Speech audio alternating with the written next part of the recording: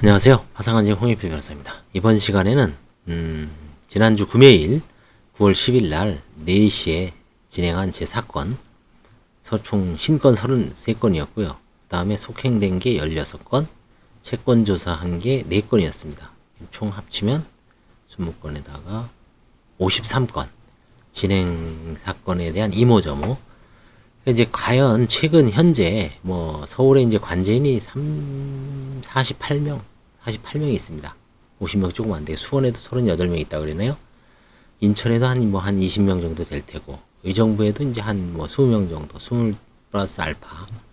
이제 수도권에는 관제인만 지금 100명이 넘죠. 거의 한 120, 30명 정도 되는데, 관제인 출신들도 그 이상 되죠. 법인 관제인 따로 있고요, 서울은. 그래서 관제인은 요즘 수백 명 된다고 봐야죠. 관제인이 이제 직접 경험한 사건의 이모저모에 대해서 이제 알고 있으면 뭐에 대해서 저렇게 문제가 되는지를 알 수 있을 겁니다. 6월 7일 날 선고한 게 9월 10일, 약 3달이었죠. 그 다음에 이제 7월 5일 날 선고된 것도 9월 10일. 이건 이제 2달이죠. 이건 이제 합치기 위해서 판사님이 합친 겁니다.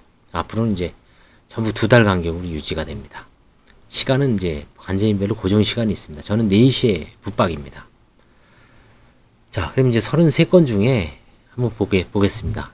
폐지 면책. 그죠? 이 채권자 이의가 한 분 있었습니다, 이분은. 근데 특별한 이의 사유는 아닌 것 같아요, 제가 봐도.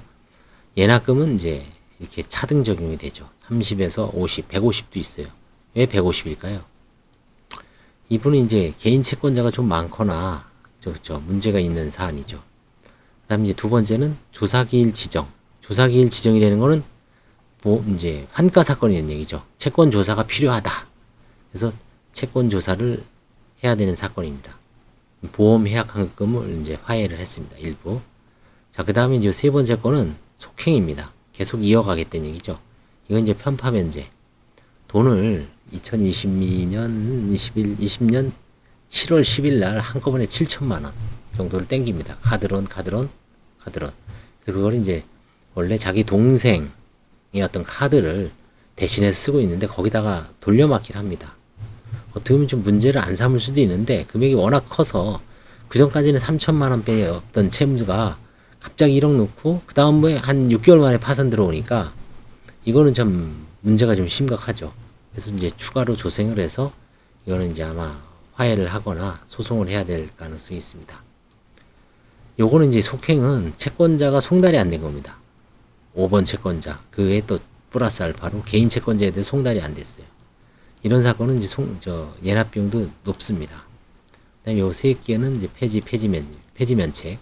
별별 없던 얘기죠. 아무것도 없습니다. 예납금도 거의 30이죠. 그 다음에 이제 속행. 이거는 이제 왜 속행이냐면 보험 해약 환급금을 한가를 했습니다. 근데 화해금도 다 냈어요. 근데 재단 채권이 너무 많아서 채권자들한테는 배당할 수가 없습니다. 그러니까 채권 조사를 할 필요가 없죠. 이때는 그냥 재단 채권만 변제하고 이제 그러기 위해서 속행을 합니다. 엄밀하게 하면 이제 폐지 면책 신청을 하는 거죠. 다음에 이건 이제 폐지 면책. 이 속행도 마찬가지입니다. 재단 채권 세금이 너무 많아서 현금하고 퇴직금하고 보험하고 해서 이거 총 4천인가를 환가했는데 채권자한테 나눠줄 수가 없습니다. 재단 채권이 너무 많아서 우선권이 있죠, 이게. 그 다음에 요거는 이제 부동산을 누나한테 저가로 좀 매도한 흔적이 발견된 거예요. 누나한테 매도했기 때문에 혹시 은닉이 아닌가라고 이제 이렇게 의심을 해서 좀 더 면밀하게 조사를 해보니까 누나한테 매도할 수밖에 없는 그런 상황은 있었습니다. 다만 통상적인 시가보다 조금 몇천만 원 싸게 내는 것 같아서 그 일부 좀 저가로 한 부분을 환가를 했습니다. 한 3천 정도 환가를 했을 거예요. 이건 채권자 나눠주기 위해서는 채권 조사기를 지정 신청을 해야 됩니다. 폐지 면책 특별하고 같고요.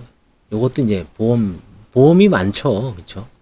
보험은 이제 한 500에서 1000, 1200 정도 사이인 걸 환가를 하는 관제인도 있고 넘어가자는 관제인도 있고 그다음에 절충적으로 저희 판사님 같은 경우는 60세가 넘고 질병이 있으면 1000만 원 플러스 알파라도 간두자. 그렇죠? 절충설. 그렇죠? 사안에 맞게. 요것도 이제 요거는 차량에 대해서 화해를 했습니다. 차량이 한 4, 500 정도 됐나요? 재단 채권이 과해서 이것도 이제 세금만 내고 끝내는 겁니다. 이거는 예금 환가를 했습니다. 이거는 이제 상속재산 파산입니다. 그렇기 때문에 면책제도가 없기 때문에 예금이 300 얼마 빼이 안 돼도 개인 같으면 이거 환가 포기하죠. 그렇죠? 근데 상속재산 파산은 돈을 나눠줘야 됩니다. 그래서 채권 조사기를 신청을 했습니다. 이것도 보험 환가를 한 거고요. 보험이 많죠. 그 다음에 이거는 이제 상속 분할, 협의 분할을 부인한 거라서 화해를 했습니다. 그래서 늘 제가 말씀드리지만 개인 파산에서는 보편상자입니다. 보험 해약 환급금, 보증금, 편파 변제, 편파 행위, 상속, 그죠? 상속, 협의 분할, 혹은 미등기 상속, 보편상자. 자는 뭐냐면 자영업자의 폐업, 예금 같은 거 조사를 해보면 특히 편파 행위가 막 눈에 띕니다. 편파 변제. 그래서 그 다음에 속행 사건은 옛날부터 파산 선고가 벌써 뭐 몇 개월 내지 작년 것도 많죠. 이건 계속 2번, 4번, 5번째 하는 것도 있죠. 이게 이제 계속 이어진다는 겁니다. 속행. 이게 경매 중입니다. 이 사건은. 이 사건은 채무자가 채권자 2명을 추가를 했습니다. 그래서 송달을 지켜봐야 되고요. 그 다음에 요거는 이제 경매 중이었는데 잉여가 남긴 남았습니다. 근데 그 금액이 40만원 빼이 안 돼서 원래 경매법원에 저희가 그냥 그 경매지휘 승계를 포기하고 너네가 나눠줘라 세금을. 근데 거기서는 그렇게 못하겠다. 그냥 저희를 줬습니다. 그래서 이거는 저희가 어쩔 수 없이 배당이 아니라 재단 채권 변제를 해야 되는 사람입니다. 요거는 이제 이 채권자가 있었지만 다 송달이 됐고요. 요거는 이제 끝난 사안입니다. 이번에 이거는 예납금이 300입니다. 그죠? 엄청 많죠. 그죠? 예납금이 300입니다. 이거는 채권자가 엄청 많아서 그렇습니다. 그 다음에 이제 요거는 저희가 입금 독촉 화해를 했는데 돈을 안 내서 계속 독촉 중이고요. 요것도 경매 중인 사건은 뭐 계속 속행입니다. 요거는 이제 조사 확정 재판 진행 중이고요. 저희가 이겼습니다. 각하를 해서 이건 이제 각하한 거에 대해서 조사 확정 재판을 한 달 이내에 신청할 수 있기 때문에 기다리고 있죠. 이것도 입금 독촉 중이고요. 경매 중인 거는 경매가 진행되고 있다는 겁니다. 요거는 이제 매각 공고를 냈습니다. 그 다음에 요것도 이제 입금 독촉 중이고요. 그 다음에 이제 종결 면책. 이건 이제 배당이 끝난 거죠. 채권자의 돈을 나눠준 겁니다. 그 다음에 요거는 이제 종합주류 회사가 이 일을 했지만 뭐 폐지 면책입니다. 요건 이제 속행 사건, 상속재산 파산입니다. 예납 명령을 이행을 했습니다. 30만원. 요거는 이제 503조 사건이었죠. 제가 이건 이제 요거만 보고 좀 이상한 사건인데 503조라 그래서 채무자의 파산과 상속 사건이 이제 겹친 사건입니다. 그래서 채무자의 사건은 세금 내고 끝냈지만 채무자의 한정 승인 후 상속재산 파산을 안 하고 관제인이 이제 환가를 하게 되어 있는데 503조에서 제가 1,800, 1,500인가를 환가를 했는데 판사님은 적절치 않다. 상속재산 파산 선고를 받아서 분리를 해야 된다라는 견해 때문에 제가 다른 법원에다 상속재산 파산을 신청한 거고요. 요건 이제 화해대금이 일부만 들어온 겁니다. 그래서 계속 독촉 중에 속행할 수밖에 없고요. 경매 중인 사건이 많죠. 경매 중인 사건이 벌써 하나, 그죠? 둘, 셋, 그죠? 넷, 4개입니다. 이건 이제 끝났고요. 이 경매 중인 사건에서는 좀 뭐 환가가 되는 사건도 있고 환가가 없는 사건도 있고 이제 지켜봐야 됩니다. 그다음에 이제 채권 조사를 했습니다. 채권 조사를 해서 전부 시인 혹은 일부 시인하면 이의 통지서를 보냅니다. 채권자. 그럼 채권자는 송달을 받은 날이 아닙니다. 이 채권 조사를 한 날로부터 한 달입니다. 30일이 아닙니다. 한 달 이내에 조사 확정 재판을 신청을 해야 됩니다. 한 달 이내에. 요때부터 9월 10일이니까 이제 10월 9일까지 해야 된다는 얘기죠. 송달은 늦게 해줘요. 뭐 안 해줄 수도 있습니다. 이 통지서는 송달은 하죠. 근데 그 송달이 뭐 반송도 되고 뭐 그러니까 일종의 배당이하고 비슷합니다. 배당이는 우리가 직접 변호사거나 경매법원에 출석을 해서 구두로 이의 진술을 해야 되죠. 저희 이의 있습니다. 손들어야 돼요. 그 배당표를 보고. 그리고 나서 일주일 이내에 배당이의소를 제기하고 배당이의소에 대한 소재기 증명원을 배당법원에 제출하면 이제 배당금 출급이 정지되면서 배당이의 소송의 승패에 따라서 이제 나중에 그 배당금이 귀속되죠. 마찬가지입니다. 이 관제인도 관제인이 시인 채권에 대해서 부인하면 그 상대방이 이제 소를 제기해야 됩니다. 그렇죠? 부당하다. 관제인은 부인했지만 나는 이거 인정받아야 되겠다. 그럼 언제? 집회일부터 한 달 이내에 해야 됩니다. 이 집회가 일종의 배당기라고 배당표를 채권조사표를 확정하는 날이기 때문에 이때 실제 거의 안 나옵니다. 출석도 아니기 때문에. 근데 이제 어떤 저축은행이나 이런 데서는 또 나오는 경우도 있거든요. 근데 헷갈릴 수가 있습니다. 난 송달 받을 때 우리가 보통 모든 소송의 기점은 송달 받은 때부터잖아요. 항소장, 그렇죠? 민사. 근데 예외로 무조건 한 날로부터 일주일 이내에 하거나 아니면 그 날로부터 계산되는 게 있죠. 그렇죠? 이게 이제 집회일로부터 일주일 이내에, 한 달 이내에 해야 됩니다. 형사 판결도 어떻습니까? 형사 판결을 구두로 들은 날로부터 일주일 이내에 항소를 해야 되죠. 판결문 송달 안 해줍니다. 민사는 이제 송달을 해주죠. 그러니까 판결을 받은 날로부터 2주 이내에 항소를 하면 되죠.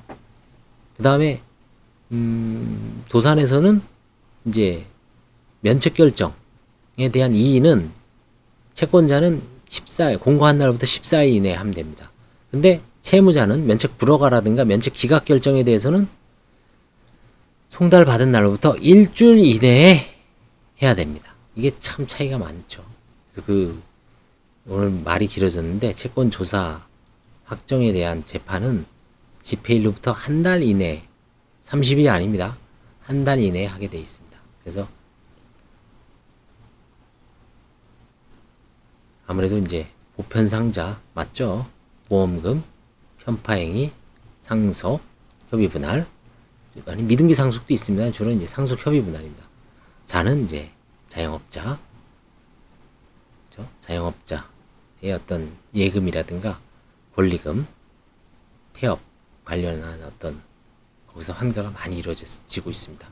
이런 점을 이게 이제 최신 9월 10일 다음 기일은 이제 제가 또 10월 10일이니까 그건 또 열심히 지금 준비하고 있습니다. 그것도 이제 한 4, 50건 되는데 이런 식으로 해서 이제 이때 이제 몇 개 53건 중에 절반 정도로 끝납니다. 하나, 그렇죠? 둘, 셋, 넷, 다섯, 여섯, 일곱, 여덟, 아홉, 열, 열하나, 열둘, 열셋, 열넷, 열다섯, 열여섯, 열일곱, 열여덟, 열아홉, 스물, 스물하나, 스물둘, 스물셋, 스물넷, 스물다섯. 정확하게 53건 중에 약 50% 조금 안 되게 25건이 끝납니다. 그렇죠? 많이 끝나는 거죠. 이래 끝나고 이제 나머지 30건은 28건은 다시 또 진행되는 겁니다. 그럼 또 이제 뭐 채권조사 다음에 또 채권조사도 하고 또 뭐 소송도 하고 부인 청구도 하고 그렇죠? 또 재단 채권만 변제가 끝나고 이렇게 해서 이제 계속 진행되는 겁니다. 쳇바퀴 돌아가듯이. 그래서 이게 최신 현황이기 때문에 뭐 이걸 늘 제가 이제 꾸준히 그 방송으로 찍고 있는데 오랫동안 보신 분은 알겠지만 파산관제 최신 현황이라는 제목으로 찍잖아요. 그럼 거의 뭐 비슷할 겁니다. 1년 전에도 홍 변호사님 떠들었는데 비슷하죠. 뭐 보편상자예요, 보편상자. 그 다음에 이제 속행, 이 송달 안 되는 거 속행되고. 근데 거의 뭐 이 신건 중에 보십시오. 33건 중에 몇 건이 속행 빼고요. 신건 33건 중에 하나, 둘, 셋, 넷, 다섯, 여섯, 일곱, 여덟, 아홉, 열, 열하나, 열둘, 열셋, 열네, 열다섯, 열여섯, 열일곱, 열여덟, 열아홉, 스물, 스물하나, 스물둘. 33건 중에 22건은 파산 폐지 면책입니다. 그럼 70%죠. 33건 중에 22건. 그러니까 70%, 65%에서 70%는 첫 기일에 폐지 면책이 됩니다. 서울회생법원이 그나마 14건으로 준비 서류를 줄이니까 덜 나오는 걸 거예요. 이거 아마 이제 옛날처럼 배우자, 부모, 자녀까지 싸그리 저인망식으로 했으면 요거 조금 더 나올 수도 있지만 기본적으로 서울도 14개라 그래도 뭐 관제인이 허당이 아닙니다. 11개는 환가를 해요. 11개. 그쵸? 엄청 많이 하는 거죠. 거의 30%, 40%는 안 되고 한 35% 환가하는 거죠. 35% 속행조사 하는 겁니다. 그 중에서 이제 물론 나중에 환가 포기하는 것도 있기 때문에 20%는 무조건 환가되고 한 10%는 이제 계속 넘어가는 거죠. 그럼 70% 정도는 바로 첫 기일에 면책을 받는다는 겁니다. 10명 중에 서울회생법원에 매일 한 달에 1000건이 들어와요. 하루에 30건을 넣죠. 30에서 40건이 접수가 될 거예요. 뭐 온라인이든 아니면 오프라인이든 30건이 접수되면 저 중에 20명은 그냥 면책되구나. 10명 정도는 뭔가 문제가 있겠구나라고 생각하시면 됩니다. 관제인별로 약간 편차는 있지만 뭐 틀림없는 사실입니다. 70% 정도는 별 문제 없이 그냥 순조롭게 끝나고 나머지 30%는 조금 이제 시달려서 환가를 하거나 뭐 소송을 당하거나 뭐 관제인하고 이제 옥신각신 하겠죠. 대리인하고. 뭐 환가가 뭐야 이게. 환가라는 건 돈을 나눠준다는 얘기죠. 돈으로 바꿔서 채권자에게 나눠주기 위한 가장 폭넓은 절차가 이제 환가라고 합니다. 거기에는 보험, 해약, 환급금 모든 돈으로 바꿔서 채무자의 재산을 돈으로 바꿔서 채권자들한테 한풀이는 나눠주자. 채권자들한테 나눠주지 못하면 뭐 국가 세금이라도 내자. 이게 이제 환가 절차입니다. 그렇죠? 또 이제 속행 사건 16건 중에 속행되는 거는 계속 속행되는 거죠. 속행되는 건 끝나는 건 하나, 둘, 세 건밖에 안 됩니다. 이건 속행이 왜 그러냐면 이 재판부는 추정이 없습니다. 옛날에는 이거 다 추정시켜 놨어요. 그래서 추정을 해 놓다 보니까 관제인들이 손을 떼고 판사도 사건 관리가 안 되고 사건이 계속 채무자도 긴장이 없어요. 그냥 뭐 어떻게 되겠지 하고 뭐 보정도 안 하고 채권자 대리인도 게을러지고 이래서는 정신 못 차린다 해서 무조건 속행을 합니다. 속행이라는 건 이제 채무자가 법정에 나가고 관제인도 유심히 봐야 돼요. 경매 중이니까 그 사건 어떻게 되는지 또 한번 들어가서 봐야 되고 이런 것도 이제 채권자가 송달됐는지를 또 이렇게 계속 확인해야 됩니다. 이 추정은 결국은 이제 관제인이 부르는 겁니다. 뺑뺑 불러서 모든 업무를 직접 장악을 하는 얘기죠. 그죠? 옛날처럼 그냥 이렇게 추정시켜 놓고 사건이 그냥 산으로 가죠. 그죠? 그래서 대략 요런 거의 비슷하다는 거, 요런 루틴하게 이제 진행된다는 거를 잘 염두에 두시고, 개인 파산은 이제 늘 말씀드리지만 신청 대리인 입장에서는 걸러내야 됩니다. 진단을 정확하게 해야 돼요. 진단을 잘못하면은 나중에 멱살 잡히고 항의되고 뺨 맞고 그쵸? 민원이 제기하고 왜 얘기 안 해줬냐 그쵸? 이 전문가로서는 어쩔 수가 없어요. 그게 가장 곤란하죠. 돈 문제보다도 내가 전문가인데 이 채무자한테 비전문가한테 이런 소리나 듣고 참 자괴감이 있죠. 이거 하려고 참 고시 공부하고 로스쿨 열심히 공부하고 법무사 그 어려운 법무사도 어렵잖아요. 1년에 100명 뽑는데 그쵸? 법대 나와서 쇠가 빠지게 공부했는데 개인 파산 우습게 받다가 그냥 뭐 100만원 200만원 받고 파산 신청 되겠지 하고 했는데 채무자 말만 홀랑 믿고 신청을 했는데 무슨 뭐 관제인 입에서 뭐 보험을 환가를 해야 된다는 둥 뭐 상속 협의 분할이 뭐 부인된다는 둥 그쵸? 무슨 퇴직금이 어쩌고 저쩌고 차량이 튀어나오고 예금도 환가해야 된다 그러고 상속 협의 분할 뭐 이런 얘기가 나와요. 그쵸? 그러면 난감하죠. 그러면 결국 그거는 채무자 대리인이 사건 파악을 안일하게 한 겁니다. 제가 늘 얘기했죠. 가로 세로 한 30개 20개 해서 꼼꼼히 체크해야 된다고. 그래야지 체크를 자기가 못하겠으면은 직원이라도 시켜야 돼요. 직원이라도 열심히 하면 그쵸? 같이 열심히 해야죠.